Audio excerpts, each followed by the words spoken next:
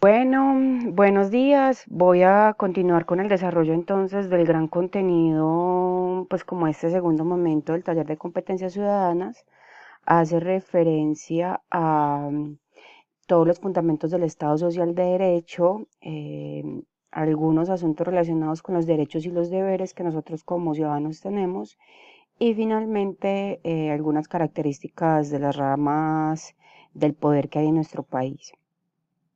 Entonces, el Estado Social Democrático de Derecho constituye una gran evolución, una importante evolución del Estado de Derecho, lo que quiere decir que inicialmente estuvo el Estado de Derecho y posteriormente pasamos al Estado Social de Derecho. El Estado Social de Derecho entonces adopta el propósito de fortalecer la realización de la democracia en sus aspectos económicos y políticos dentro de un contexto de pluralismo, participación y respeto por la dignidad humana. Esa es una de sus grandes características, pero voy a desarrollar un poco más. ¿Qué hace entonces el Estado Social de Derecho? Primero que todo, tenemos que tener claro que es una forma de organización política y tiene una misión, que es la de asegurar el respeto, la garantía y la realización integral de los derechos humanos, los cuales se convierten en el fundamento y la razón última de ser pues como del Estado, y tiene una estructura jurídica que hace un reconocimiento formal de los derechos de las personas, pero tiene una característica fundamental y es el hecho de que somete a las instituciones para que hagan su trabajo, es decir, para que nos ayuden a tener una buena calidad de vida. En lo relacionado como un recorrido histórico hasta donde llegamos a Estado Social de Derecho, encontramos que primero estuvo un Estado absolutista, entiéndase siglo XIV, XVI, siglo XVII en Europa.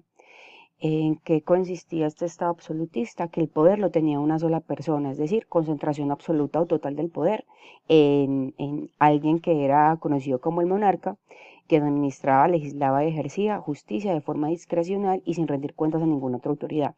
¿Esto que generó? Definitivamente arbitrariedad, abuso del poder, autoritarismo y muchas personas se vieron afectadas. En ese sentido, se empezó a generar diversos cambios sociales y se hizo necesario cambiar esa forma de gobernar. Y llegamos al Estado de Derecho o Estado liberal de Derecho. Aquí el gobernante entonces se encuentra sometido a un conjunto de reglas o normas jurídicas, pero lo más interesante es que estas normas o reglas jurídicas no son hechas por el gobernante, son hechas por una instancia independiente y en este sentido el gobernante es sometido pues como al imperio de la ley y los derechos se configuran como límites al ejercicio del poder y hay algo muy, muy interesante, y es que la ley más importante, la ley que es, digamos, que la carta de navegación de toda sociedad es la Constitución. Pero por los cambios demográficos, por los cambios pues como en la vida, tampoco fue suficiente. Después de un tiempo empezó a ocurrir la incapacidad estatal, había exclusión de amplios grupos vulnerados, pobrezas y desigualdad, y por eso se presenta el Estado Social de Derecho como la evolución del Estado de Derecho, porque estos hacen pues como un reconocimiento de los derechos económicos, sociales y culturales, cuya finalidad esencial es garantizar el mínimo de condiciones dignas de vida. Muy relacionado esto entonces con los bienes y servicios que el Estado se encuentra obligado a proveer para que las personas puedan disfrutar efectivamente de tales derechos. Eso es como importante en ese sentido. Pero entonces, ¿cuáles son las semejanzas y las diferencias entre Estado de Derecho y Estado Social de Derecho? Entonces, eh, el Estado Social de Derecho entonces se desarrolla sobre los principios generales del Estado de Derecho, pero va más allá, adopta otros principios que le confieren cierta identidad particular, se diferencia en ese sentido, pero aún así guarda ciertas semejanzas que van a ser entendidas en términos de principios, entiendas el principio de legalidad, el principio de separación de poder y el de formación democrática del poder político, y se diferencian pues como en el alcance y el contenido de su misión social y su política. Entonces vamos a desarrollar un poco qué quieren decir estos principios que acabo de nombrar. Entonces, el principio de legalidad implica que los servidores públicos están sometidos al imperio de la ley. Esto quiere decir que no pueden hacer lo que quieran, porque solamente digamos que pueden hacer lo que dentro de esta normatividad se les posibilita. En este sentido deben de ordenar, deben de observar y responder y respetar el ordenamiento jurídico del Estado. Y el ordenamiento jurídico del Estado se encuentra pues como en la Constitución y en los tratados internacionales de los derechos humanos.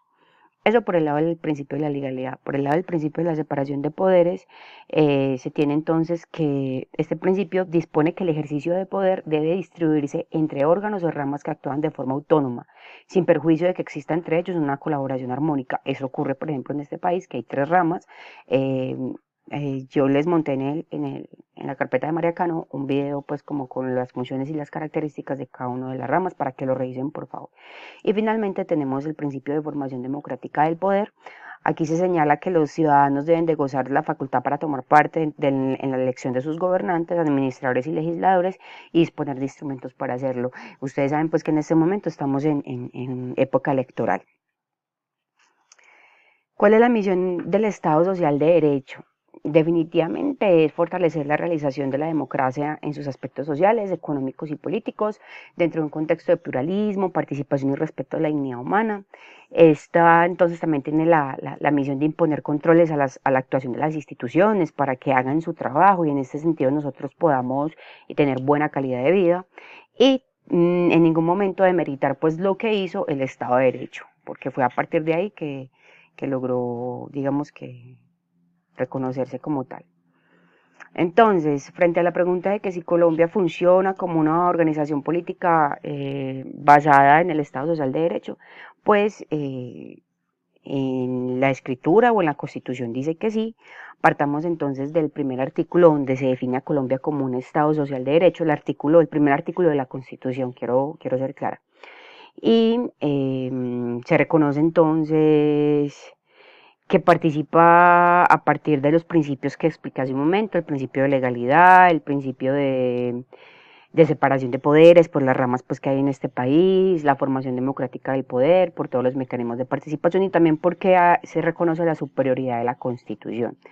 Además de los propósitos misionales que confiere su particular identidad al Estado Social de Derecho y es la realización efectiva de los derechos humanos. Entonces, por esta razón sí se podría decir que Colombia es un país o un Estado social de derecho. En la Constitución entonces hay varios artículos que dan cuenta de estos principios. En el principio de legalidad vamos a encontrar el artículo 121 que nos dice que ninguna autoridad del Estado podrá ejercer funciones distintas de las que le atribuyen en la Constitución y la ley. Tenemos el artículo 4 que nos dice que la Constitución es norma de normas, es decir, está por encima de cualquier norma. En el principio de separación de poderes encontramos en el artículo 113 que son ramas del poder público, la legislativa, la ejecutiva y la judicial, y estas tienen características y funciones particulares.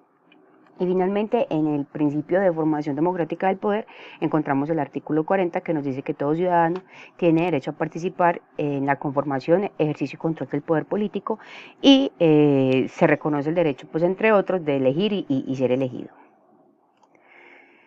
Hay una particularidad del cómo se entiende la participación en nuestro país y está relacionado con que digamos que tiene una doble característica. Por un lado es principio constitucional y por el otro lado es derecho fundamental. La participación entonces en ambas vías imprime a la organización política colombiana el sello de la democracia participativa, pues porque se invita a que participen, por ejemplo, de ustedes la elección del representante estudiantil. Se les invita, se les manda correo, los convocan para que voten. La elección periódica de representantes, intervención directa sobre una amplia gama de asuntos sociales, económicos y educativos. Los fines específicos entonces que debe cumplir en Colombia el Estado Social de Derecho están divididos en cuatro grandes fines.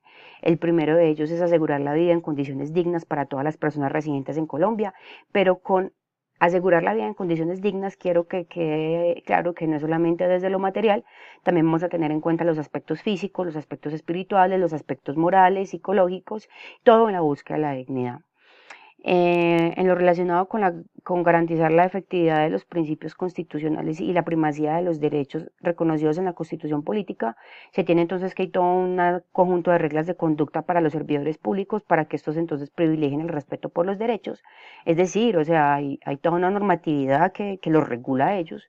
En lo relacionado con promover la prosperidad general, con prosperidad general quiero que tengan en cuenta que se va a entender como el conjunto de condiciones que favorecen el desarrollo de la comunidad, proveyendo lo que necesitan las personas para gozar de condiciones dignas. Quiero decirles que esto dice la Constitución, pero de que esto se dé en nuestro país, pues yo creo que es bien complejo. Y finalmente asegurar la convivencia pacífica y la vigencia de un orden justo. Y esto se da entonces cuando las personas gozan de entornos de tranquilidad y seguridad que les facilitan el pleno disfrute de sus derechos y libertades fundamentales. Tenemos claro que Colombia es un país en guerra desde hace más de 50 años, pero bueno, eso dice nuestra Constitución. Y si bien falla en muchas vainas, creo que también posibilita ciertos avances con relación a la anterior Constitución. En lo relacionado con el título 2, que hace referencia a los derechos y las garantías de los deberes, la Constitución del 91 tiene 5 capítulos de derechos. El primero de ellos es el de los derechos fundamentales que nosotros como ciudadanos tenemos. El capítulo 2 es el de los derechos económicos y culturales. El capítulo 3 es el de los derechos colectivos y el ambiente. El capítulo 4 de la protección y aplicación de los derechos. Y finalmente el capítulo 5 de los deberes y obligaciones. Pero para saber, pero vamos a tener muy en cuenta este asunto relacionado con el capítulo 1 de los derechos fundamentales. Y en lo relacionado con el título 4 de la participación democrática de los partidos políticos, nos vamos a encontrar entonces el artículo 103. Son mecanismos de participación del pueblo en ejercicio de su soberanía: el voto, el plebiscito, el referendo, la consulta popular, el cabildo abierto, la iniciativa legislativa y la revocatoria del mandato. Estos mecanismos, pues la ley los reglamentará. Y frente al título 5, esto está muy relacionado con las ramas del poder público. Se tiene entonces que son diferentes, se dedican a cosas diferentes, pero entre ellas pueden, digamos, que cooperar. Y ahí les dejo un link donde van a encontrar pues cada una de las características de estas ramas. Eso es básicamente lo que se aborda en este momento. Es responsabilidad de ustedes fortalecer esta información con documentos y con los videos que yo les dejé ahí en Mariacano Virtual. Muchas gracias.